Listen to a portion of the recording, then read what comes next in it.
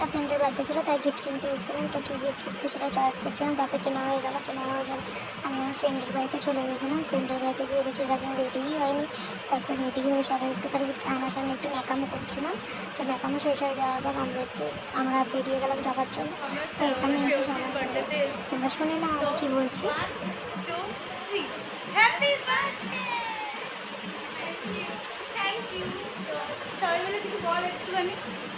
তো এদের কখনোই কিছু বলার থাকে না, এরা কখনোই কিছু বলে না, সবসময় আমিই কথা বলি।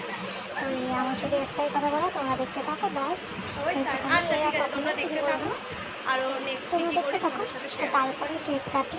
এবার এরা কেক কাটছিলই না, পক পক করেই আছে। তারপর লাস্ট ফিনিশিং কেক কাটিং হলো। কেক কাটিংয়ের পরে আমাদেরকে কেক দিল। তারপর খিদে পেয়ে গেছিলো, কখন খেতে দেবে কে জানে।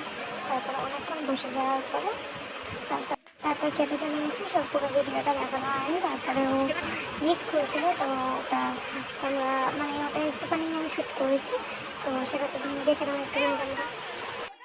তারপরে রেজাল্ট বাড়ি চলে গেছিলাম। তো আমাকে জিত নিতে এসেছিলো, তো জিতের সাথে গেলাম। জিত বললো কালকে আমার বার্থডে ছিল, তো বললো শপিং করবে করছো। তো গেলাম, গিয়ে দেখি সব দোকান পাশার বন্ধ, তোমরা দেখতে পাবে, দেখো সব দোকান বন্ধ। তো কেনাও হয়ে গেছিলো, একটা দোকান খোলা ছিল, ওখান থেকে আমরা কিনে নিয়েছিলাম। আর কালকে গণেশ পুজো, তাই দেখো চারদিকে কত সুন্দর লাইটিং হয়েছে, দারুণ লাগছিল। পায়রাটা কালকে মানে আজকে, তো তোমরা কালকে দেখতে পাবে। তো দারুণ লাগছিলো। আর কিন্তু কিনেছি, কিন্তু বেশি আর মানে একটাই ড্রেস নিয়েছি, আর একটা ড্রেস নিয়েছি, সব বন্ধ দোকানটা।